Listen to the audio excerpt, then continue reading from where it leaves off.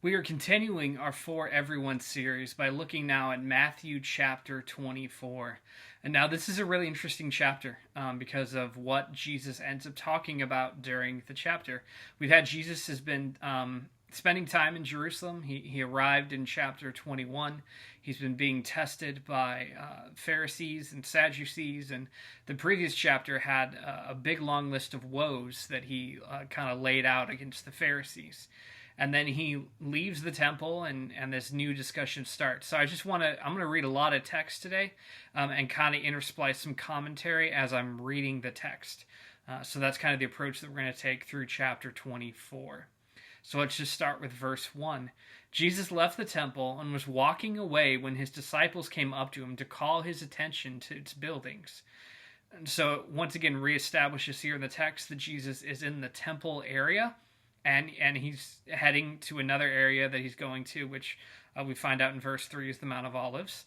And then his disciples come up to him, and they point out all the buildings in and around the temple. And this is pretty significant because at this point in time, the temple that is there is the temple that was built by King Herod, sometimes referred to as Herod the Great. And this is an incredibly impressive structure.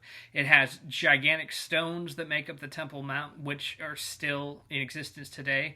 The temple no longer stands, but the Temple Mount does.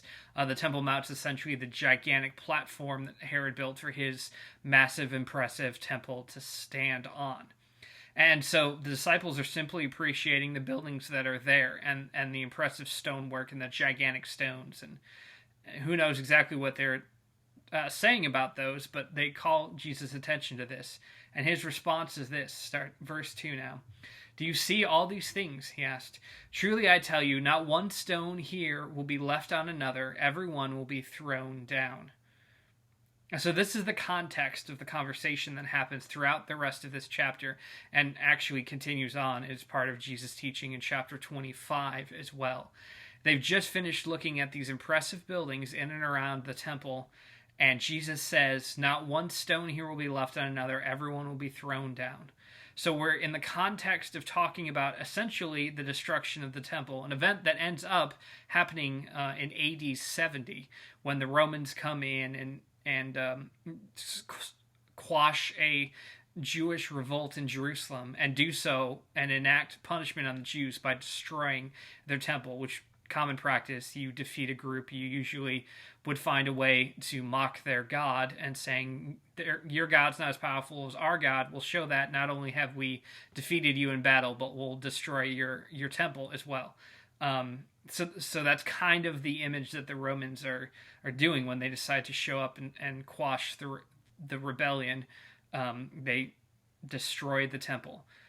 So it's essentially, and the reason I'm kind of pointing to this extra is because this whole chapter is often used to talk about the end of the world, that it's some kind of big prophecy that Jesus makes about what's going to happen that leads up to or signifies the end of the world. But nowhere in this conversation we're going to get to the comment that the disciples, the next question the disciples get to in verse 3. But I say that nowhere in this conversation is Jesus talking about the end of the world. He's primarily talking about the destruction of the temple that happens pretty relatively soon, within a generation after Jesus' death. And so I think it's important for us to kind of start looking at the rest of this chapter in that vein. He's talking about the destruction of Jerusalem. Also, by the way, to the Jews, destroying the temple of God would very much equate to the end of their world. I mean, think about it. This is the God that saved you out of Egypt. This is the God that has done so much for you. And yet these Romans are able to come in and just simply take down the temple, pile the stones, and throw them off the Temple Mount. And those very same stones are also in place today, next to the Temple Mount, the stones of destruction, where the temple was destroyed and thrown down. And so that's one of the things that happens in Rome. And for the Jews, again, I think this would be pretty much akin to the end of the world, because this oppressive regime that's been ruling over you, that you're maybe thinking there's some sort of Messiah or some sort of king of the line of David that's going to come and kick out the Romans. That's your hope. That's, God is going to come save us once again like he has in all those times past. And instead of that happening, this grand, majestic temple is destroyed. Something to think about. Verse 3, as Jesus was sitting on the Mount of Olives, the disciples came to him privately. Tell us, they said, when will this happen, and what will be the sign of your coming and of the end of the age? And now I want to preface this by saying, what do the disciples mean by the end of the age? Because usually when we hear that expression, we think of the end of the world, the end of time, the end of ends. But the disciples had a specific idea in mind when they said the end of the age. Because for the most part, the most widely held view of eschatology, which is a fancy word for the study of the end of the world, is what's known as a two-part eschatology in Judaism. That essentially there is the age that is now, and there's an event that's going to happen where God is going to show up, which many would point to as the coming of the Messiah, and that would usher in the age to come, which is the second age, which is when God makes everything right, restores everything, makes everything as it's supposed to be, and there's going to be all the oppressors are going to be driven out. They're all going to be taken care of. The Jews are going to be installed to the rightful place in the land that God had given them, and it's all going to be, sunshine and rainbows and butterflies and all those awesome things from that point on. But Jesus, when he speaks, when he teaches, the way he lives his life, the thing that I think he's trying to help, one of the things that he's trying to help his disciples understand is that there's a three-part eschatology. There's the first part, the world as it was, as it is, and then Jesus shows up and ushers in this in-between time, where he's brought the kingdom of heaven to earth, and the kingdom of heaven is invading earth, and it's growing, and it's moving, but it's still not yet the age that's come where everything is made right, because there's an in-between time. Now, if we were to take that viewpoint, we would say that what we're living in now is that in-between time, because Jesus has come,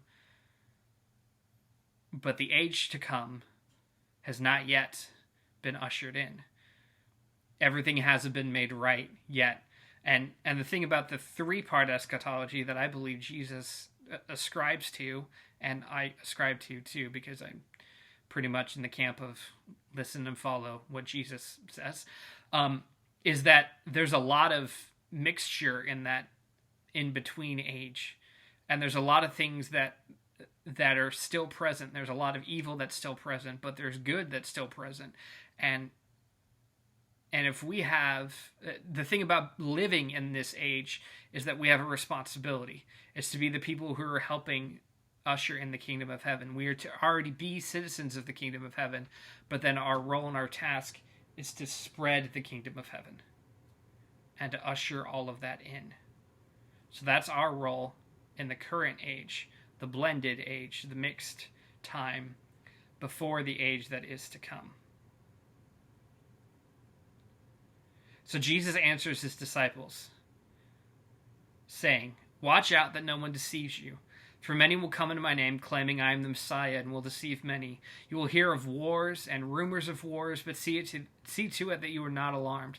Such things must happen, but the end is still to come. Nation will rise against nation, and kingdom against kingdom. There will be famines and earthquakes in various places. All these are the beginning of birth pains." By the way, I do happen to have a degree in history, but you don't have to have a degree in history to know that the world looked like that at the time of Jesus. All those things were going on. The world has looked like that after the time of Jesus. The world looks like that now. These kind of things that Jesus has described, if we were to take these all completely literally, these are things that have been happening throughout human history, and they will continue to happen.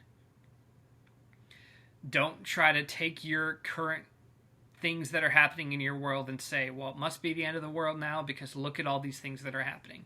If you're using this, and again, I don't even believe that Jesus is using this to say the actual final end of the world, but he's talking mostly about the destruction in Jerusalem that happens in AD 70. These are all things that are happening all the time. Verse 9, then he will be handed over to be persecuted and put to death, and he will be hated by all nations because of me. Happens in the first couple decades for those disciples. At that time, many will turn away from the faith and will betray and hate each other. It started happening immediately after Jesus' death and resurrection. Even after Jesus came back, there were a lot of people who went, yeah, but I still don't know if I can grasp onto this. Many false prophets will appear and deceive many people. Because of the increase of wickedness, the love of most will grow cold, but the one who stands firm to the end will be saved. And this gospel of the kingdom will be preached in the whole world as a testimony to all nations, and then the end will come. The thing about verse 14, it talks about the gospel of the kingdom of heaven being preached in the whole world as a testimony to all nations. I think that actually did happen before the destruction of the temple, but the key to that is their understanding of the whole world was a lot smaller than ours is currently. They didn't know about North America. They didn't know much about Asia. Alexander the Great had been there, done some conquering, tried to come back, but there's still a lot that they have to know about the wide scope of what the world is. But I think they started preaching the gospel in the whole world as they knew it. It's just that the world was much bigger than that. And they still have that to learn. And there's still more preaching of the gospel that we have to do. 15. So when you see standing in the holy place the abomination that causes desolation, spoken of through the prophet Daniel, let the reader understand. Then let those who are in Judea flee to the mountains. Right within there, quote directly from Daniel is even attributed to Daniel, which is something that the rabbis tend to not do. They want their disciples to do their own homework. But here Jesus is like, just so it's clear, this is in Daniel. It's possible that Matthew had added that later, because Matthew wanted to clarify and be like, I know all this stuff sounds like crazy doom and gloom, but right now we're kind of quoting prophets here. So pay attention to that. That's important. Think about what happened in Daniel and think about that storyline and all the things that those prophecies were talking about. Verse 17, let no one on the housetop go down to take anything out of the house. Let no one in the field go back to get their cloak. How dreadful it will be in those days for pregnant women and nursing mothers.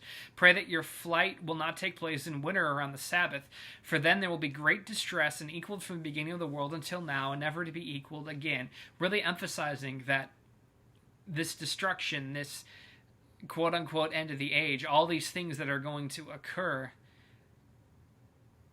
no one's going to really be able to prepare for it. You just kind of have to be prepared because it'll come when it comes.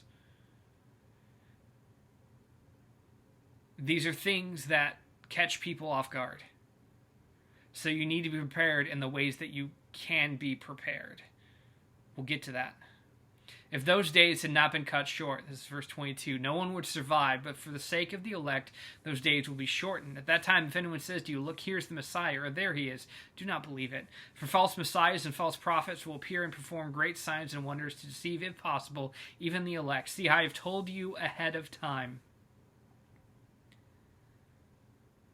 This is a way to be prepared, of to know truly who Christ is, so that you will not be deceived by others who are trying to say that they are him.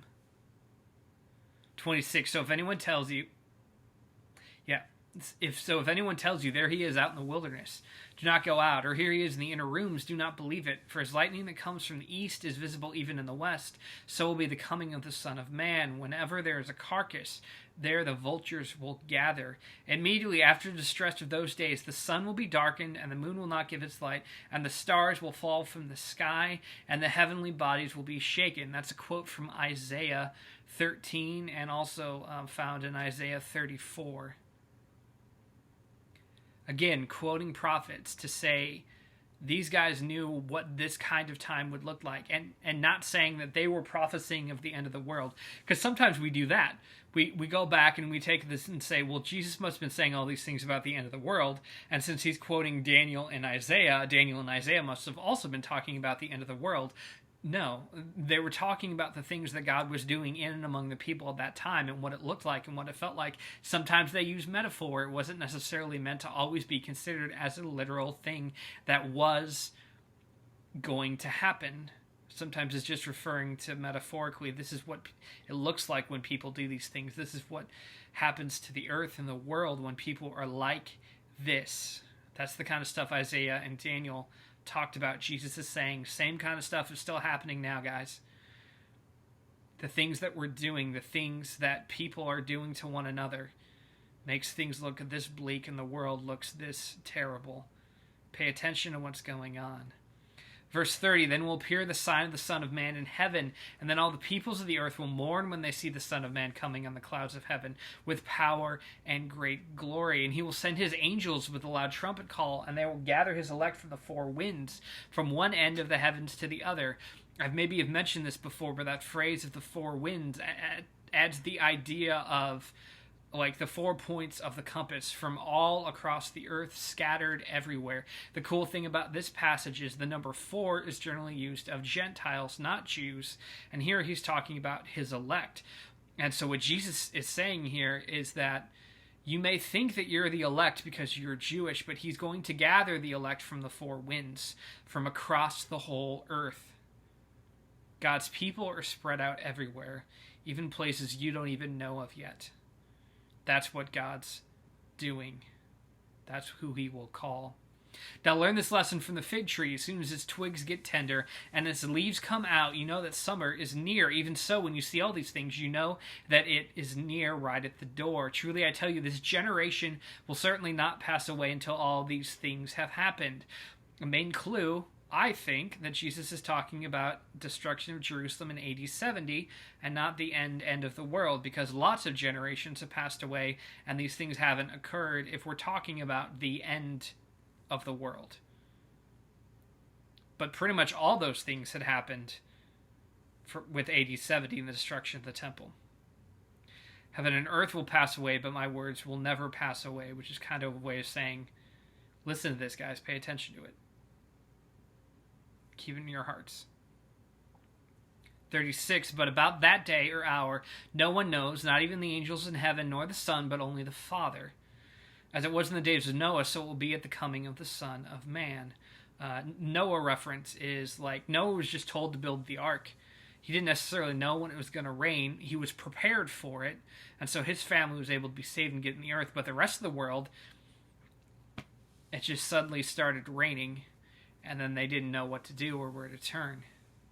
Also wanting to keep in mind the story of Noah. He's going to say some more things about it, but from the days before the flood, people were eating and drinking, marrying and giving in marriage, up to the day Noah entered the ark. And they knew nothing about what would happen until the flood came and took them all away. Took them all away. Not the people in the ark, people outside of the ark. This is how it will be at the coming of the Son of Man. 2 men will be in the field. One will be taken and the other left. 2 women will be grinding with a handmill. One will be taken and the other left. The reason that I wanted to emphasize and why I repeated with the flood came and took them all away is that the ones who were taken away by the flood were the wicked. There's this theology that goes around talking about the people that will be left behind, and again, I don't even think Jesus is talking about that time frame, end of the world stuff. But even if he were, you're missing something if you think only the good people will be taken away and they won't have to deal with stuff. Because everywhere in Scripture that it talks about people being taken away, and here every reference that Jesus has, he's coming from the standpoint of Noah and the flood. And he talks about the wicked people that are not Noah and his family, and how they are taken away when the floods come. And so if there's people that are out in the field and one of them is taken away, it's going to be the wicked one who's taken away. And if there's 2 women that are grinding with a handmill, if one is taken away, it's the wicked one that's taken away. I do want to say this really quick, key phrase, you want to be left behind. What Jesus is talking about here is perseverance. Through all the things that are going on in the world, we are expected, we are called to persevere, to continue on, to keep moving, keep walking, keep saying and telling people what the gospel of the kingdom of heaven is. Therefore, keep watch, because you do not know on what day your Lord will come. But understand this, if the owner of the house had known at what time of night the thief was coming, he would have kept watch, and would not have let his house be broken into. So you also must be ready, because the Son of Man will come at an hour when you do not expect him. Who then is the faithful and wise servant whom the master has put in charge of the servants in his household, to give them their food at the proper time? It will be good for that servant whose master finds him doing so when he returns. Truly I tell you, who put him in charge of all his possessions? But suppose that servant is wicked, and says to himself, my master is staying away a long time, and he then begins to beat his fellow servants, and to eat and to drink with drunkards. The master of that servant will come on a day when he does not expect him, and in an hour he is not aware of. He will cut him to pieces and assign him a place with the hypocrites, where they will be weeping and gnashing of teeth. This final thing is, Jesus is saying, you don't know when the hour is coming. You don't know when all of this is going to happen, but you need to be prepared. And how do you be prepared? You be the good servant who takes care of his master's people. Jesus says right here, if we want to be prepared for whatever is coming, whatever type of destruction it is, and I'll even extend this and say whether it's the destruction of Jerusalem or the end destruction of all things, whatever you think that looks like, the way that you are prepared is by taking care of God's people. And who are God's people? Well, I think they're everyone. That's the reason we call this the For Everyone series. God loves everyone. God wants us to take care of everyone. He wants us to be feeding the hungry. He wants us to be helping those who do not have homes to have homes so they can have a place to sleep. Take care of people. That's what it looks like to be a good servant. That's what it looks like to be prepared for when God shows up. The next chapter is going to be a couple different parables that I think just do a really awesome job of further illustrating all the points that Jesus makes in chapter 24. And just in case you were missing it, I'm going to give you a really quick summary of that text because there was a lot there. But I think essentially this is what Jesus is saying. You're going to hear rumors of the end and false messiahs. Don't believe it. The world is going to get crazy, and there is nothing you can do to stop it. All of this is going to happen, and you will have to persevere. You're going to have to be ready, and being ready means taking care of God's people. That, I believe, is the essence of Matthew 24. Now tune in next time to hear some more about how that looks like, what's going down with that, and maybe even have that dug into in more depth when we look through Matthew chapter 25 and the parables that Jesus uses to continue to teach his disciples from those couple questions they asked at the beginning. When is all this going to happen? How are we going to know of the coming of the end of the age?